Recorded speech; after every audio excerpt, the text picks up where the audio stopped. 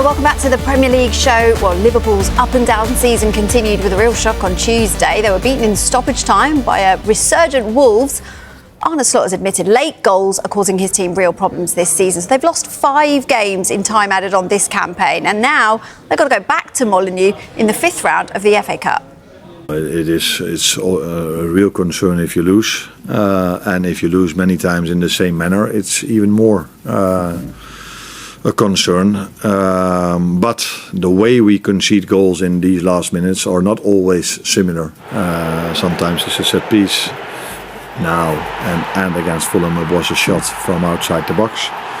Those are not big chances you give away. So you always try to prevent the other team from getting big chances. This is what we do in general quite well. But unfortunately for us, it has led to 2 goals conceded. Is it our approach? Not too sure about that, because yes, we want to win that game. And I think that's quite normal. If you're Liverpool, you play away at Wolves, you've just scored the 1-1, you're trying to win the game. Actually, it's been a bit of a strange season, hasn't it, for Liverpool? Do you think they've looked like defending champions? No, not really. They don't look like the Liverpool that I expected at the start of the season with the additions that they brought in. It's been a very bizarre season, and it's strange to watch them from week to week. You don't know what kind of Liverpool team's going to turn up on the day. You know, against West Ham in the first half last weekend, I thought West Ham were probably the better team, but Liverpool scored 3 goals. Then you get this result in midweek. You just don't know what you're going to get at the minute, and I don't know if it's a lack of concentration. What I do know is it's always easier to really get after something when you've never got there. So last season they wanted to win the league, and then you win it and it's a little bit more harder to defend that situation, which I can understand. That's just natural. So I don't know if it's that, a little bit of the new additions coming in and some players going out. I'm not sure, to be honest. It's hard to put your finger on the exact problem, because they've had so many problems. If you listen to Arne Slot across the season, some of the things he spoke about that they're not dealing well with, it could be anything, long balls, set pieces, all sorts. So at the minute, they seem to be everywhere and nowhere. The defence has been talked about a lot, the frailty. Where do you think that's come from? I actually think that it's probably been there for a few years, but I think they've been so good at attacking that you haven't seen it. They've had more in the game, and teams have probably sat off them a little bit more, whereas straight away at the start of this season, there was a few goals that they conceded with a long ball down the middle.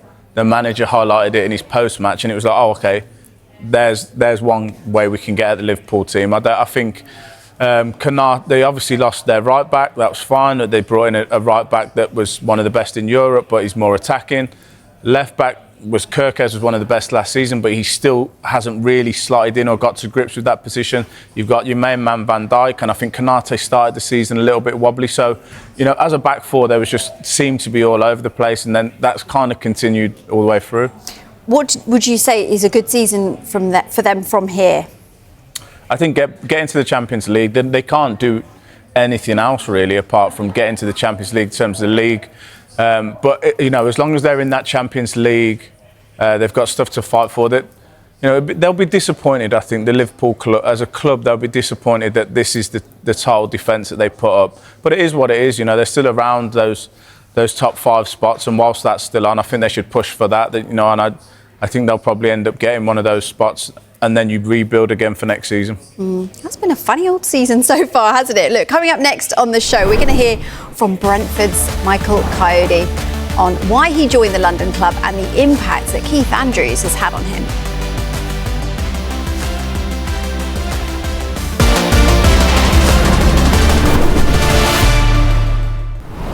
Oh, he seems like a really nice, humble guy. He attracted interest from Tottenham and Arsenal. What's impressed you about him? His athleticism. It's interesting that he did athletics as a kid. You can see that. Quite quickly this season, he caught my eye with his defending, because in today's game, a lot of the fullbacks are not really interested in defending so much. They want to play forward, which he can do because of his fitness levels, his energy, gets up and supports the play. But he can also quickly shut down a winger for the whole game. And I think he's been important for Brentford's success this season. He's obviously enjoying life under Keith Andrews, who's doing an amazing job. But for this, he's 21, so he's got so much more time ahead of him, and it won't surprise me at all if teams, so-called bigger teams, show an interest in him. I'm not sure about Spurs that you mentioned before, but teams will be interested in him because he's burst onto the scene. He can defend, he can attack. He's got that long throw-in, which is, everybody wants one of those at the minute. So, and he seems very humble as well. So, yeah, if he gets interest, it wouldn't be surprising. But obviously, Brentford would like to keep him. And add on your CV, best gender reveal of the Premier League as well. That was impressive. That was cool, wasn't it?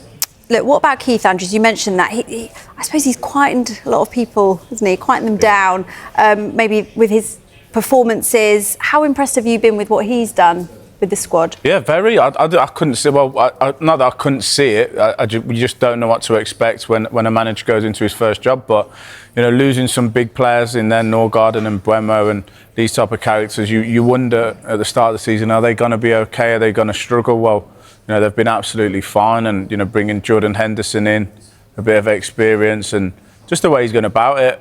He plays his own style of football. I like it. He gets the ball forward quickly and early, and they're a good team to watch. They'll go at teams. They don't sit off too much, and he's carved out his own style, Keith Andrews. And I like the way he's gone about it, and I like the way he talks to the media. And you can imagine he'd be the type of player. If he's your manager, you'd play for him because he seems like he's not too detached from the players. He seems like one of them in a respectful way.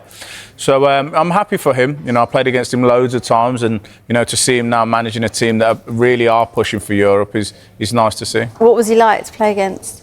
He was all right. It was a little bit mouthy, but so was I. So we had a couple of arguments and stuff, but.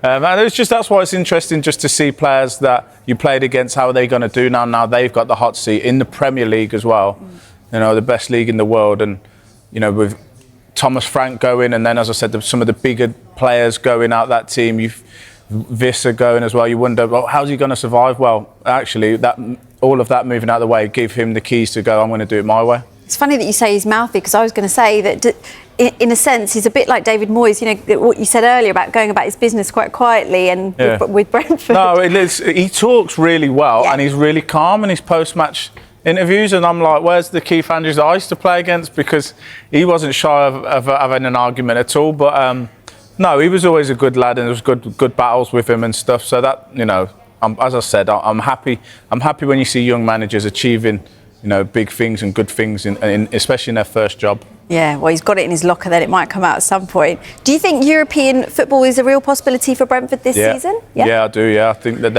they are another team that just keeps